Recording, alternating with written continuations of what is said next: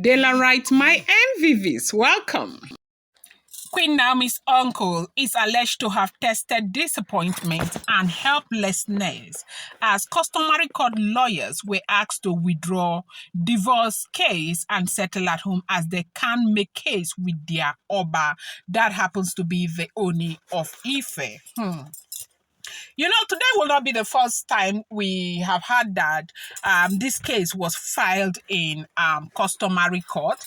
And every time we hear that they have taken this case to customary court, it ends up into nothing, okay? And they say the customary court right there in Akure, it turns out to be nothing, okay? Now, was Naomi and the Ooni of Ife married in court? No, they were not.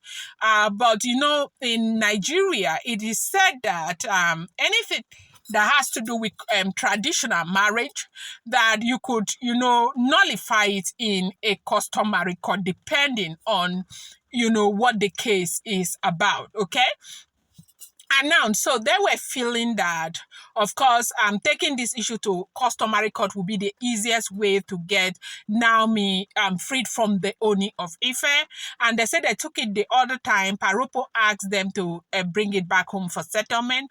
That they took it the second time, it was just like, they didn't attend to it. This will be the third time that this same case has gone to customary court. And this time it's the uncle who fueled it and everything. But unfortunately, as expected, they said they have called on them, sat them down, spoken to them that they should take this case back home so that, they can fix it, settle it at home. Now, you and I know that we cannot be surprised with something like this. The Yoruba people do not play with their obas, okay? Yeah, they do not play with their obas. Now, the thing is that even a smaller Oba, they will not want to take that Oba to court, not to talk of a very big Oba. It is true that our baby girl, beautiful, gorgeous, my love, Queen Naomi, really need to be free, but even when I heard that the case had been taken to customary court, I was skeptical because I knew that nothing was going to come out of it.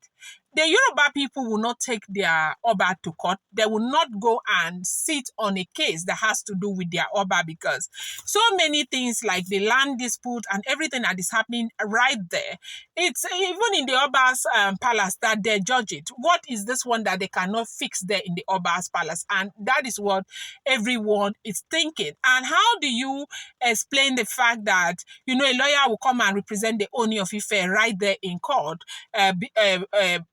because of this divorce case? A lot of them are, what do you call it? Their allegiance is to their Oba. Yeah. Their allegiance is to their Oba. They will not want to do it, especially upon knowing that the Oba does not want to do this.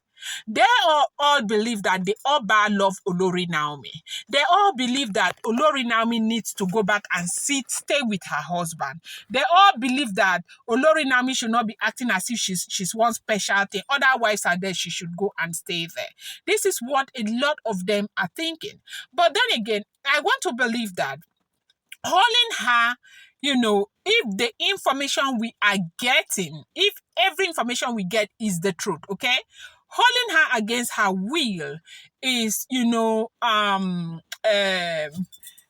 think it's really wrong.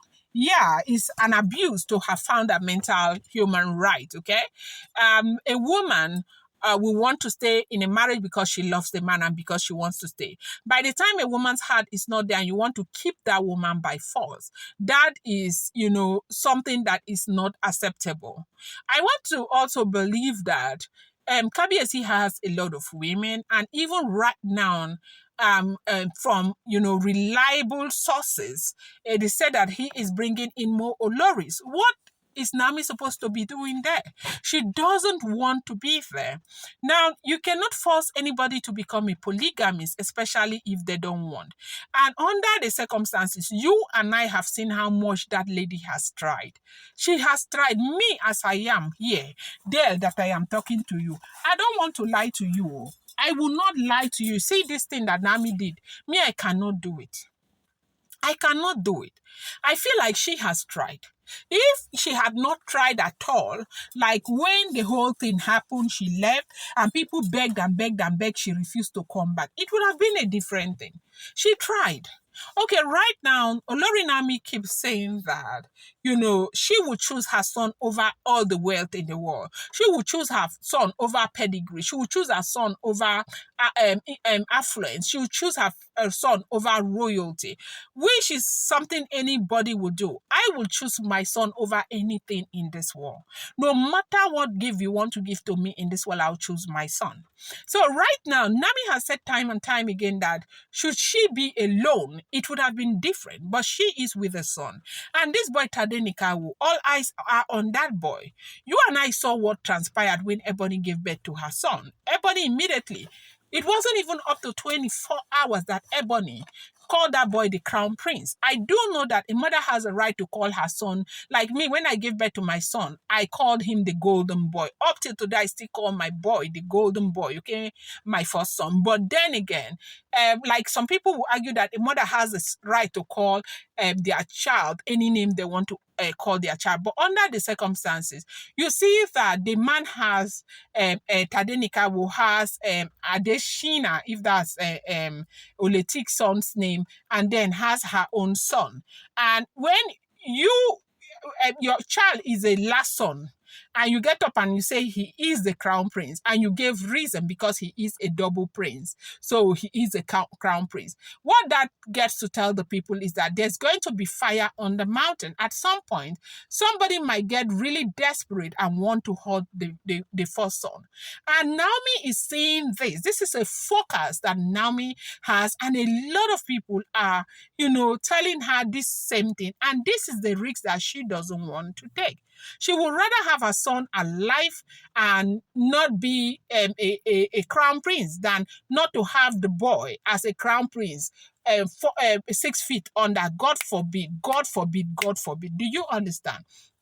So right now, I really think that sending this case file back to them to come and treat it traditionally. I don't know how this is going to be, but they say the uncle felt the helplessness that Nigerians feel under certain circumstances, that they couldn't treat it there. And they said the uncle opted to take it to where they would treat it as something that is in the constitution and not just something that favors an Oba. This is what we are hearing, that the uncle's helplessness, Queen Naomi's uncle's helplessness, because when he came from Australia, he was saying they should just take it to the customary court. Take it to the customary court. Take it to the customary court.